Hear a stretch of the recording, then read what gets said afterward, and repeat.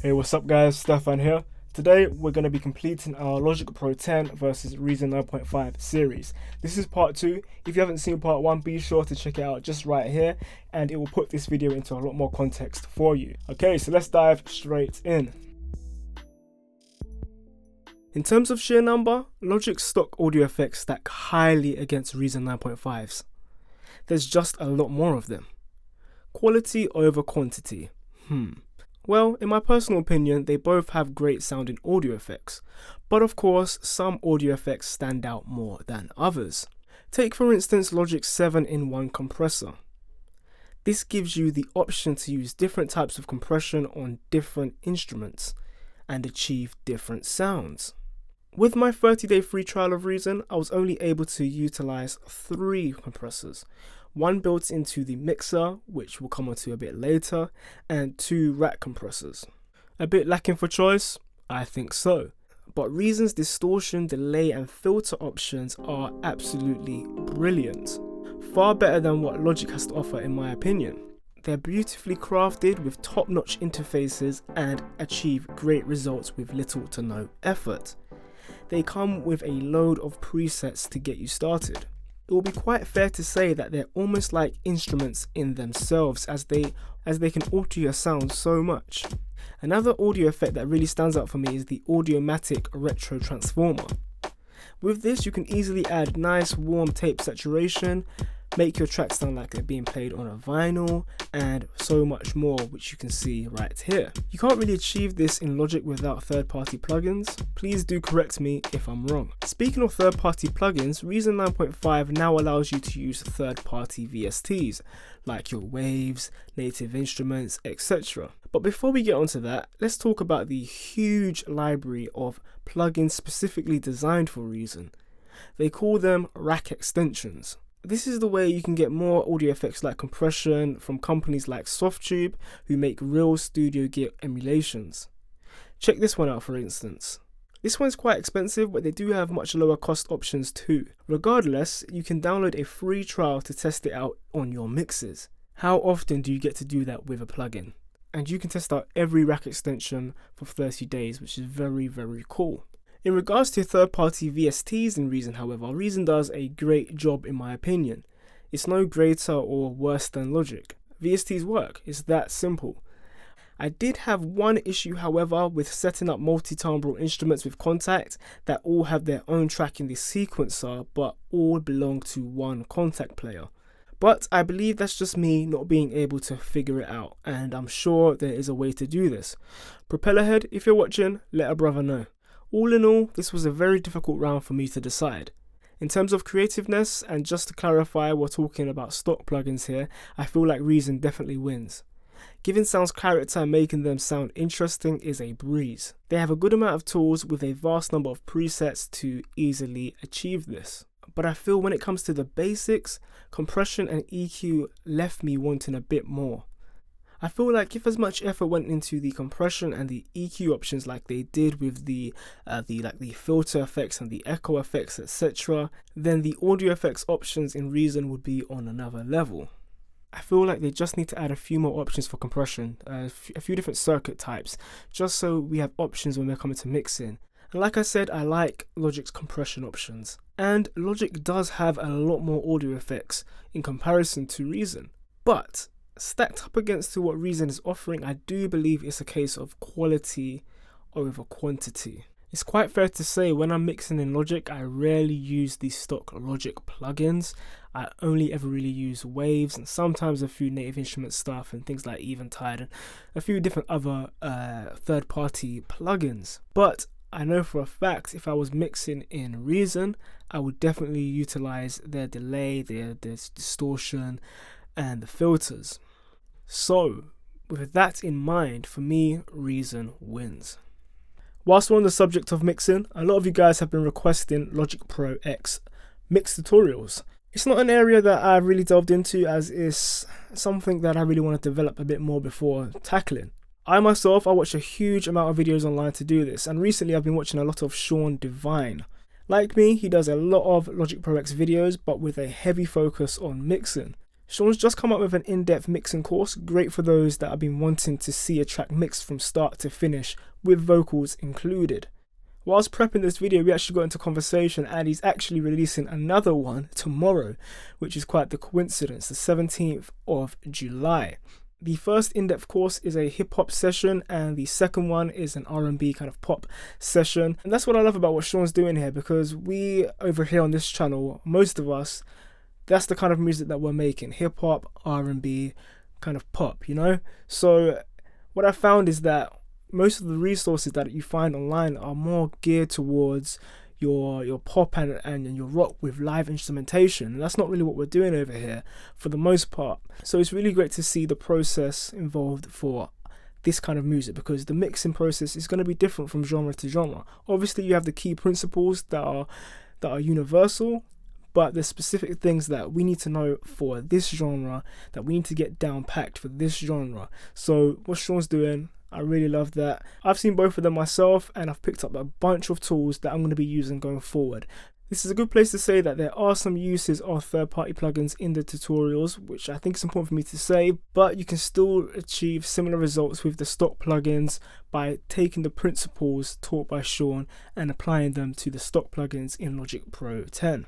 This is not a sponsored or an affiliate video. I've had a huge request for mixing videos and I feel that Sean is in a better position than myself to deliver those. So you can check out Sean's channel and in-depth tutorials via the links in the description below. Cool, let's get back to the video. I'll start by saying this. Logic, in my opinion, has one of the best mixers in the business. It's clean, everything is in one place, and it makes sense visually and functionally. Establishing a mix workflow is easy. We'll talk a bit more about Logic Pro 10's mixer in a moment. Reason takes a vastly different approach. Of course it does. Reason is geared towards realism, so it only stands to reason that it would have and should have a real mixing desk. Reason's mixing desk is an emulation of a classic British console. With compression and EQ built in, this mixing console aims to deliver the same sound as its real-life counterpart. I can't speak on how well it does this, as I don't have the necessary experience to say. Maybe you're watching and you do. If so, be sure to let us know in the comment section below. With everything on display at all times, it makes this mixer quite large. This might be off-putting for some people at first glance, but use it enough and you'll get used to it. It's just like working with a real hardware desk.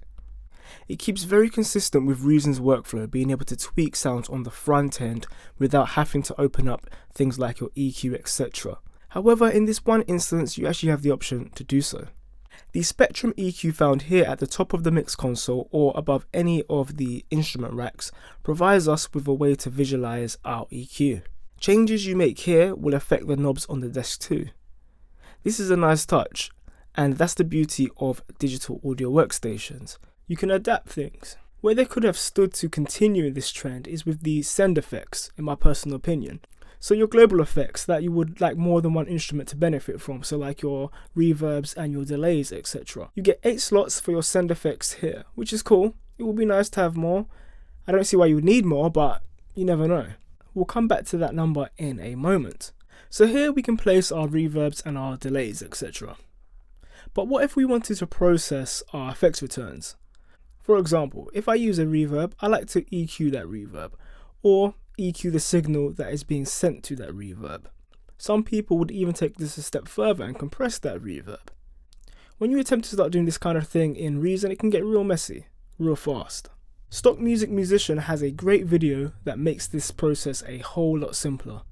I'm not going to go into detail with it personally myself, but the link is in the description below and on screen right now. With Logic, this is an extremely simple process, and you're not limited to 8 effect returns. Your limit is 256. Again, I don't see why you would need 256, and your computer would probably die. But for the sake of argument, I could have 256 reverbs all EQ'd and compressed with little to no problem other than a destroyed Mac. Yes, like Reason, there's only 8 slots on each channel for send effects or buses. But with Logic, I can place a different 8 on each channel up to 256. And before you say it, I do know with Reason that you can have far more buses for things like submixes and parallel compression, etc. I'm just talking about send effects here, and I hope this makes sense. In regards to reason, I do think that 8 send effects is enough for your mix. For my mixes anyway, so for me there's no issue there. Once you have these effects set up the way you want them though, you could always save them, which is great. Both DAWs play nice when it comes to saving templates and presets, etc. What I love about Logic, however, is how easy it is to save channel strip settings. This is great for when you're working with multiple artists, for example. You could easily save a channel strip made for their vocals with inserts and send effects to use every time you have a session, for example. And no matter what's going on in that session, if you load in your patch with your saved settings, all of your send effects that were associated with that will also be loaded in as well. What approach would you take for this in Reason? Is there one? All in all, both have great mixers. Reason takes a much more hands-on traditional approach with the onboard EQ and compression, and especially with the send effects. I had a lot of fun using it, and I definitely feel there's a huge group of people that will enjoy working in this way. For myself personally, the simplicity of Logic's mixer is hard to beat. Creating complex routing or routing, if you're in America, is a walk in a park, and you're pretty much only limited to the power of your computer. Saving patches with send effects that load in with your patch, for me, is a must. I load in my saved patches all the time, and I cannot give this up. For these reasons, Logic, for me, wins. Just before we wrap it up, I did say in part 1 that I would make any corrections to things I got wrong or wasn't quite on the money with. So let's quickly fly through those and then we'll wrap this up. So number 1, Reason does have MIDI functions just like Logic. You can find them here in the tool window. 2, you can stop Logic from adding 10 billion effects and auxiliary sends when selecting an instrument by clicking on the gear in the bottom of the library and clicking on Enable Patch Merging. Simply deselect the things that you do not want and you're good to go. I can't believe I didn't know about this function. I've been needing this for years. Thank you again, just a casual viewer. So if you've been counting over the course of both videos, that ties it up. 3-3. They're both great DAWs, what can I say? If I had to pick one though, it has to be Logic Pro 10. Although it's 3-3, in my personal opinion, some areas carry a heavier weighting, tipping the scales in Logic's favour. I love Logic's simplistic aesthetic and functionality. It's fair to say that it really helps with my workflow, but it's also fair to say that if I spent enough time with Reason, I would equally be as fluent. As Perry said in the last video, the best DAW is the one that you know how to use. With both DAWs, you can reach the same destination. Do not let anyone tell you that Reason is not professional enough. If you think that, go ahead. Check out Propellerhead's channel. They have a bunch of feature videos with producers that use Reason. Just last Thursday, they uploaded a video with Big Sean's producer Keywayne, a user of Reason. I myself didn't know he used Reason, and he actually shows us some of the stock Reason sounds that he uses in some of the tracks like Beyonce Partition and some of Ariana Grande's tracks and also Big Sean. He also shows us some effects and different workflows. You should definitely go and check that out. So this is my last Reason 9.5 video, unless Propellerhead decide to grace me with a copy, wink wink, and I'll be back to Logic Pro 10 going forward. But if you're in the UK, be sure to check out the video on screen right now to find out how you can win a free copy of Logic Pro 10. Thanks for watching guys, I hope you enjoyed this series. Be sure to let me know in the comment section if you did, and if you want to see more content like this or less content like this. If you're new here, be sure to subscribe for more videos just like this. I've been Stefan, and as always, happy beat making.